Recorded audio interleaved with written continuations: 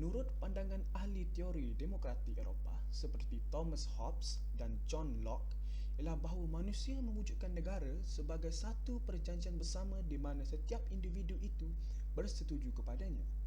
Kontrak ini bererti individu-individu yang bebas bersetuju untuk menyerahkan haknya untuk memerintah diri sendiri itu kepada satu institusi bersama yang berkuasa dan berdaulat.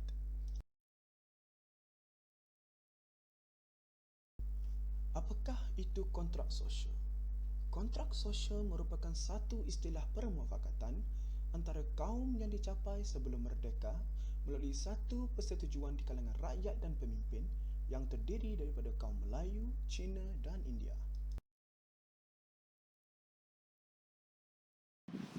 Bagaimana terbentuknya kontrak sosial? Kewujudan pekerja kontrak di bawah penjajahan asing, isu hak kerakyatan, kemerdekaan bersyarat yang ditawarkan oleh kerajaan British, permuafakatan pemimpin UMNO MCA MIC, kelahiran kontrak sosial, pemberian kerakyatan kepada pemastautin, pembentukan perlembagaan dan negara Malaysia yang berdaulat. Adakah kontrak sosial terkandung dalam perlembagaan? Kontrak sosial bukan istilah yang wujud dalam Perlembagaan Persekutuan pada tahun 1957, tetapi pemuafakatan yang mewakili semangat perlembagaan. Ia merupakan muafakat antara kaum yang mewarnai perlembagaan, persepakatan yang diterjemahkan ke dalam perlembagaan, walaupun istilah kontrak sosial tidak ada dalam perlembagaan tetapi semangatnya ada pada ciri-ciri perlembagaan itu. Kandungan dalam kontrak sosial yang pertama adalah orang Melayu menerima dan mengiktiraf orang Cina dan India sebagai warga negara berasaskan prinsip jus soli. Yang kedua, orang Cina dan India mengiktiraf bahasa Melayu sebagai bahasa persekutuan. Yang ketiga, orang Cina dan India mengiktiraf agama Islam sebagai agama persekutuan. Yang keempat, orang Cina dan India mengiktiraf kedaulatan Raja-Raja Melayu.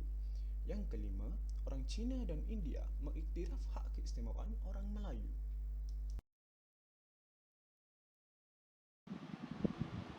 Kedudukan Raja Melayu dalam persekutuan. Terhasilnya sistem raja berperlembagaan. Institusi kesultanan dilindungi oleh perlembagaan dengan cara bahawa tiada pindaan boleh dibuat terhadap peruntukan berhubung dengan majlis raja-raja, susunan keutamaan dan hak-hak mereka untuk warisan sebagai raja negeri. Yang di-Pertuan Agong diberi kuasa memerintah. Baginda juga adalah pemerintah tertinggi Angkatan Tentera Persekutuan dan merupakan salah satu unsur utama daripada 3 unsur utama Badan Perundangan Persekutuan, iaitu Parlimen. Hak Istimewa Orang Melayu, Perkara 153, perbezaan kuota mengenai perkhidmatan permit dan sebagainya untuk orang Melayu. Kedudukan istimewa orang Melayu yang lain termasuklah peruntukan perkara 89 dan 90 yang memberi kuat kuasa undang-undang perlembagaan kepada undang-undang yang sedia ada yang melindungi tanah rizab orang Melayu daripada diselenggarakan oleh orang bukan Melayu.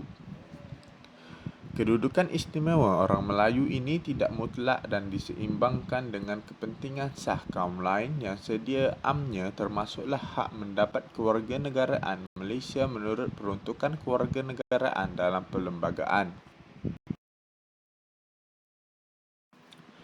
Kedudukan Islam sebagai agama rasmi. Agama Islam ialah bagi seluruh persekutuan, tetapi agama-agama lain boleh diamalkan dengan aman dan damai di mana-mana bahagian persekutuan.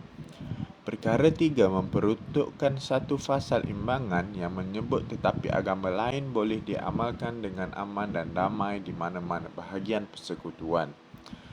Yang pertama, menguruskan hal ehwal agamanya sendiri.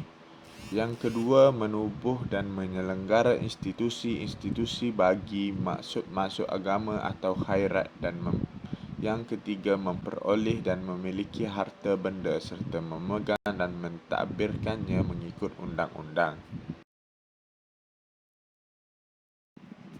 Bahasa Melayu sebagai bahasa kebangsaan. Bahasa sentiasa menjadi faktor terpenting dalam menentukan jati diri sesebuah negara.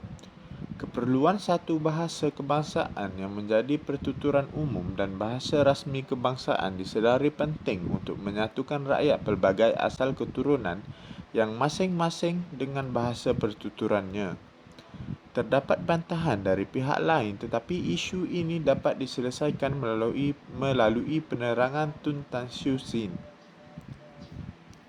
Masyarakat bukan Melayu menaruh harapan besar kebudayaan dan bahasa mereka. Biar saya nyatakan sebagai contoh perlembagaan RED sebagaimana rangka awalnya tidak menyapu apa-apa tentang mengekal dan mengembangkan bahasa Cina dan bahasa-bahasa lain. Apabila dicadangkan kepada perlembagaan, sepatutnya mereka dengan eksplisit menyatakan pengkalan dan perkembangan kedudukan bahasa Cina dan Tamil hendaklah digalakkan dan Melayu dipelihara dan mereka bersetuju. Rakyat Malaysia perlu memahami kontrak sosial dengan jelas berdasarkan kepada fakta sejarah. Kontrak sosial harus difahami sekurang-kurangnya tentang hubung kaitnya kepada 4 perkara utama iaitu perlembagaan, kemerdekaan, hubungan kaum dan sistem pemerintahan negara. Tanpa kontrak sosial, mungkin kita tidak dapat mencapai kemerdekaan pada tahun 1957 kerana pihak British ketika itu menjadikan permufakatan itu sebagai prasyarat. Kontrak sosial adalah anak kunci kepada hubungan kaum sebagaimana yang termaktub dalam perlembagaan. Kepentingan kontrak sosial. Ternyata selepas hampir 50 tahun kemerdekaan Malaysia, formula kontrak sosial yang telah dipakai telah berjaya menyatu padukan semua kaum di Malaysia tanpa berlaku sebarang konflik perkauman. Malah negara kita juga pernah gempar dengan kontroversi berkaitan isu agama iaitu tentang penubuhan IFC. Ini adalah rentetan daripada polemik kes Lina Joy dan juga kes perebutan mayat Murti, Nyonya Tahir dan juga terbaru rayapan antara keluarga si mati dan juga Jabatan Agama Islam. Contoh-contoh polemik di atas seharusnya perlu dielakkan bagi menjamin keharmonian kaum di Malaysia. Ini kerana mengapa perlu kontrak sosial dirombak sedangkan formula tersebut ternyata berkesan hingga kini dalam memelihara perpaduan antara kaum. Adakah masih relevan kontrak sosial? Kontrak sosial merupakan benda abstrak yang seringkali dipertikaikan oleh orang yang ingin merosakkan perpaduan. Perlembagaan menjadi teras negara. Sekarang semua kaum hidup secara aman dan bersumbang dalam kemajuan negara. Diskriminasi tidak berlaku. Kerajaan harus terus berusaha untuk melindungi rakyat dan mengukuhkan perpaduan yang amat berharga itu.